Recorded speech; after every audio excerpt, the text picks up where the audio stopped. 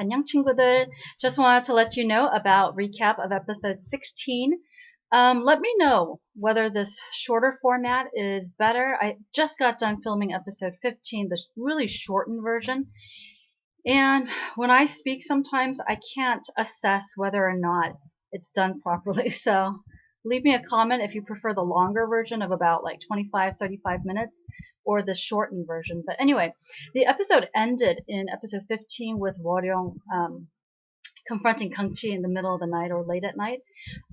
Well, episode 16, of course, picks up and Woryong gives Kangchi this warning. Give up your dream and pursuit of becoming human and I'll save you. And Kangchi says no, and he says, to have me live for the rest of my life, for however long I don't know, just forever and ever, secluded in that mountainside all by myself with no one to love. He's like, no, I refuse to live like that, right? And then Woryong, it's so cool, the super effects or the special effects with Woryong, because he speeds up and he slams Kangchi against the hillside or rock, and they're about to fight, right? And then there's some really great like dialogue that's interchanged between father and son. Well, anyway, when Kangchi says never, I'm gonna live as a human being, I think that's when the kitchen master shows up and he says, "Oh, I've taught my disciple well." And then Woryong looks back, and the kitchen master says, "I don't know who you are, what your relationship to Kangchi is, but leave him alone." And then the kitchen master attempts to fight with Woryong, right?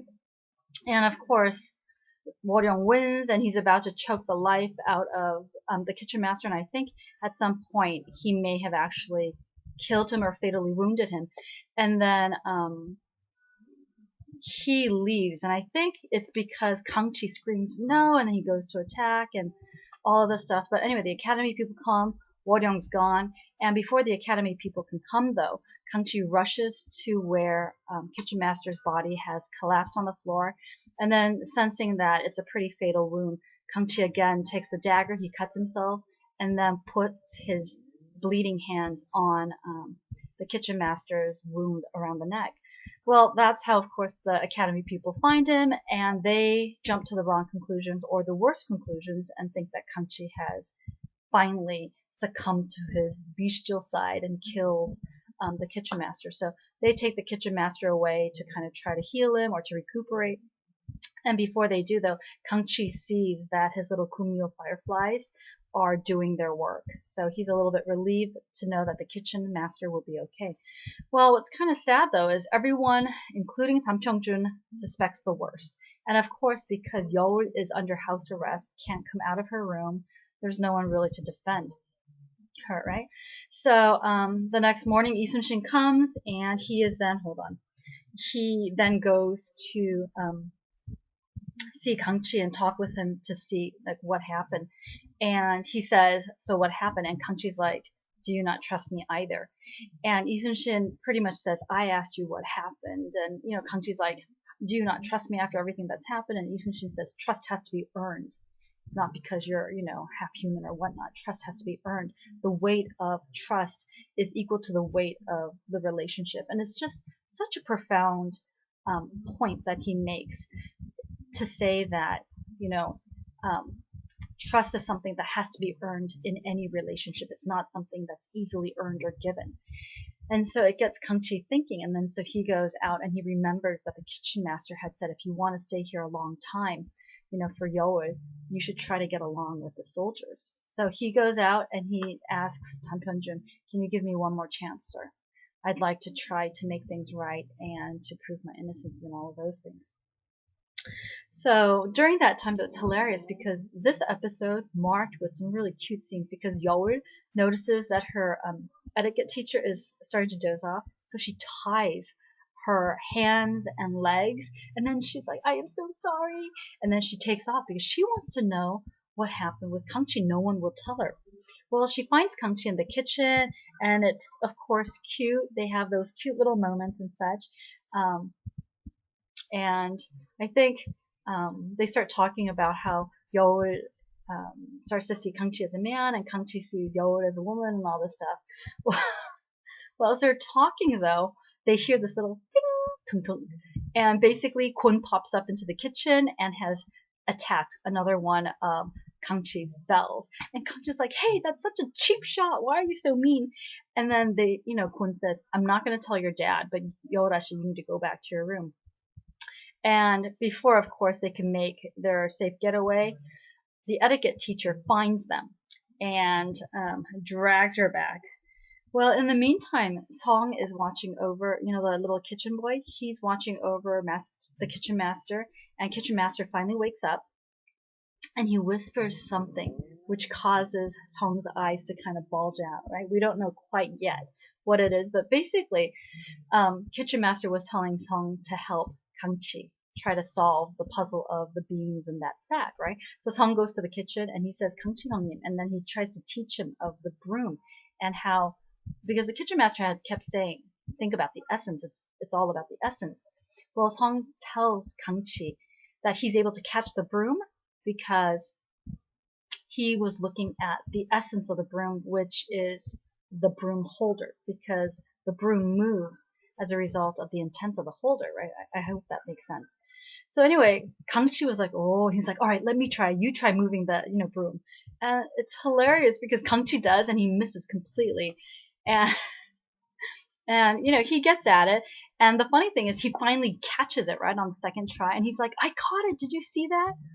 And then Song does this really cool little trick with the broom. He like flips it and then he smacks Kangchi and then he like hits the bell, right? And Kangchi like literally clutches his abdomen to try to protect the bell. And then Song says, had this been Kwon, Master Kwon, you would have lost another bell. So just the comical effects are hilarious. Well, supposedly what they're trying to get, they find out that actually the big scene in this episode is that 조건웅 has found another way to try to trap 이순신. So remember how a few episodes ago he had told his, ninja henchman guy to spread a lot of rumors around town saying that Kangchi was, Kumyo and things like that. Well, the rumors have reached to such an extent that 이순신 had now been approached by the town magistrate. You know that really weak guy that we saw at the very beginning, the one who created, the whole situation with Merchant Park's death and things like that, right? So Isun-shin's like, fine, I'll go. And so he goes to the 100-Year Inn, meets up with Chogonung, and their part is to try to iron this out about the whole rumors and things like that. Well, Kangchi finds out about it. He finds out that the admiral is putting his life at stake again for him. And so he devises his plan, and we find out that all the good guys are in on it. And Kangchi's whole point is that he plans on going to the village to prove once and for all that to everyone that he is a human being. And this requires that Yeol be able to break out of her confined, house arrest. So it's hilarious. They arrange it so that Kwon lures the etiquette teacher out, and as they're talking, as he asks how is Yorashi doing and things like that, the etiquette teacher mistakes the situation and think Kwon's interested in her. Meanwhile, Song sneaks in and trades places with Yeol so that he's dressed up as a girl, and then Yeol dresses up as a boy or her usual outfit, and then she goes to the village. Well, Kangchi arrives at the village and he's like, those of you who are interested in, finding out whether I really am the offspring of a Kumyo, come follow me. And then they get to the front entrance of the 100-Year Inn, and then everyone's there. Kangchi's adoptive father, Chogonung, Admiral Lee, and then he says, what's going to convince you that I'm human and not this Kumyo or this monster that you, say? And then Chogonung says, take off your bracelet. And at that moment, Kangchi kind of looks around and he's looking for Yeol basically, because Yeol is like the human bracelet, right? And he doesn't see her yet. And then and Chungjo was, one of the spectators in the village. And just as Chungjo's about to go and try to help Kangchi, Yeol rushes by and then she's like, Kangchi! And then she stands by Kangchi, and when Kangchi sees her, he comfortably takes off his bracelet and nothing happens. And so Chogonung is stunned. all the villagers, even the village thug, he's like, oh, that's my 동생. So they're all relieved. And then into that scene, Tam Pyongjun comes in and he says, you know what? You know, he's one of my academy students and you have insulted. Anyone who insults him has insulted me and they'll have me to answer for. So Tam Pyongjun really comes to Kang Chi's um, defense, and then Lee Sun-shin is cleared of any suspicion, and Cho Gun-um is totally humiliated, right? And the great thing is that as this whole confrontation is going on, Kang Chi tells Lee Sun-shin, because Lee Sun-shin has no idea that Kang Chi has something planned like that. Lee Sun-shin kept telling Kang Chi, go home, you know, I'll take care of it. And Kang Chi had told him, you know, to someone who had placed so much in me, this is how I earn that trust, you know, going back to their conversation earlier in the episode. And so, yeah, they're able to end very well. And then what's really interesting is that after everything's done, Yeol and Kanji kind of like smile at each other like silly people. And Chungjo sees that. And then from above, the 100-year inn, Taeseo sees Kangchi and Yeol as well. And so you can definitely see things, you know, happening. And then we flash back to Kitchen Master telling, you know, Tam Pyongjun about how it wasn't Kangchi who had hurt him, that it was another mythical creature or some supernatural creature. And then the Kitchen Master tells Tam Pyongjun about Yeol as well, how she's able to be this calming or this humanizing influence for Kangchi.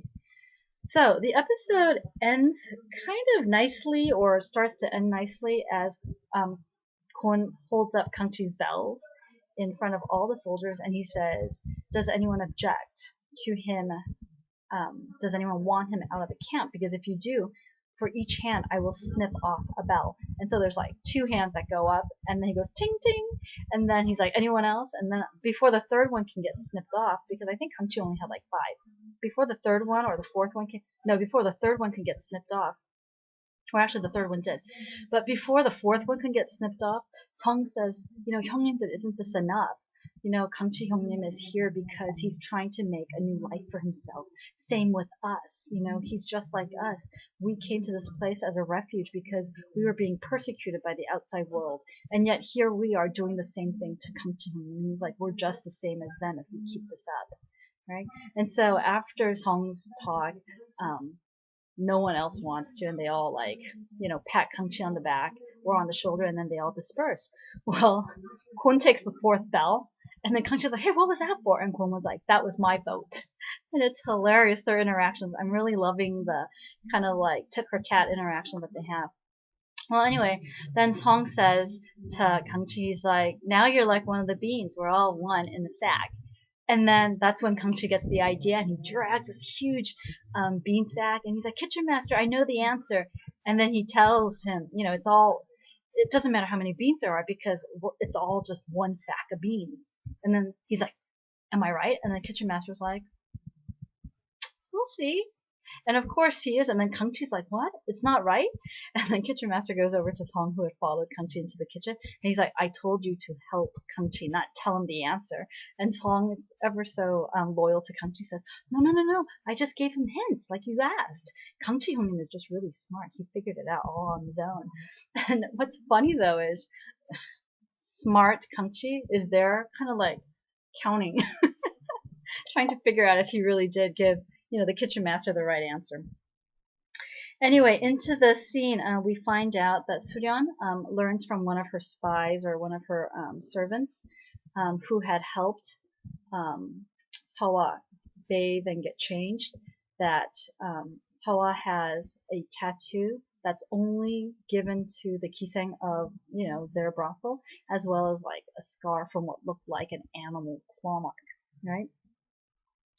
And then Taeseo has this conversation with the Sewa, and she offers him the chance to be her son. And in exchange, she'll give him like the 100-year inn back and let him run it and all of those things. So something's going on with those two. Not in that way, you know, but she's definitely concocting a plan.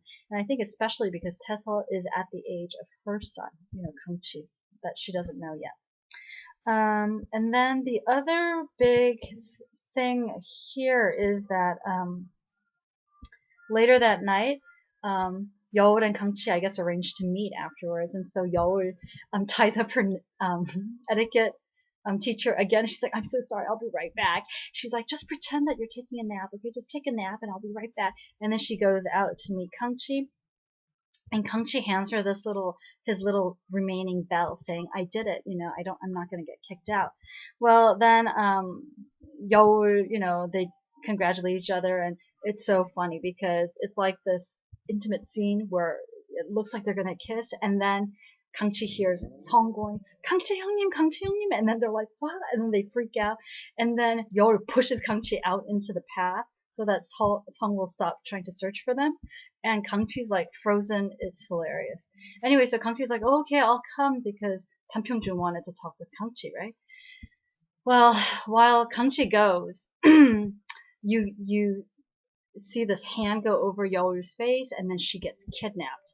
And we're left thinking that it might be Woryong who has kidnapped her. I'll tell you in episode 16 or episode 17 who actually did the kidnapping. But anyway,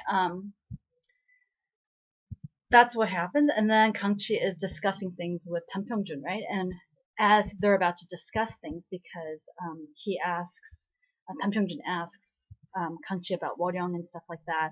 And the etiquette teacher comes running in and saying, "Sir, your daughter's missing. I've looked everywhere and your daughter's missing." And Kangchi's like, totally letting in on the fact that he had met her when he wasn't supposed to.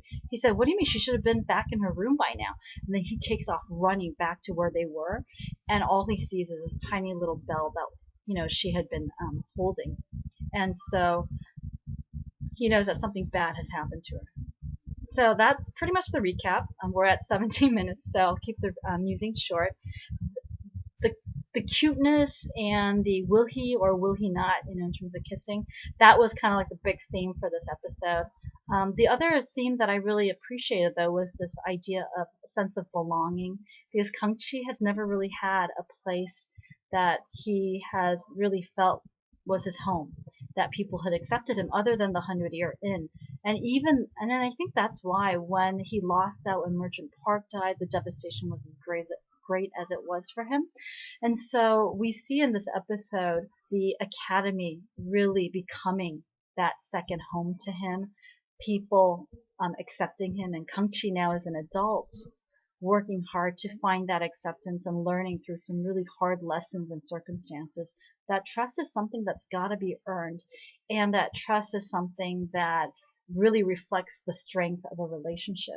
And so what's really cool is that Lee Sun-shin, who was supposed to be Kangchi's mentor, he chews Kangchi out, saying trust has to be earned, right? Well, what's really gratifying in this episode is that Yeol is the one who totally shows Kangchi that she completely trusts him. And it comes at the tail end of Kangchi feeling like Lee Sun-shin doesn't trust him.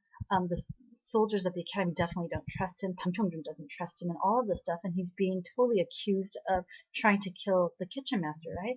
Well, so he keeps thinking back to Woryong's comment about human beings, no matter how much you try to earn their trust, they will betray you. No matter how much you try to gain acceptance from them, they'll never accept you, and all of these things. And Kangchi starts to wonder, is that true? And as he's really depressed about that reality, or, realizing, I'm never going to get accepted, people are never going to accept me, Yeol comes in after having escaped from her etiquette teacher, and she's like, "Kangchi, are you okay? What happened? Is, kitchen teacher okay?" And she's like, "Oh, are you hurt?" And through that conversation, he realizes that she really is the one person who has implicit trust in him. And so it really gives him hope, and he realizes that his pursuit of still trying to become human is something that's worth continuing. So I hope these musings made sense. It's like I said before, it's sometimes really hard because all I'm doing is talking to a little, laptop camera, camcorder, and so, or webcam actually, I should say, right? But anyway, I hope this made sense. I'm going to end it here and then quickly shift over to recapping episode 17, which I saw yesterday. And then I'm going to call it a night for tonight after I film that. And then try to watch episode 18, which I have yet to watch today. So I'll go ahead and try to upload a quick blog post on my blog before I call it completely quits for tonight. So the video for episode 16, I keep calling it 16, for episode 18 will be up hopefully tomorrow.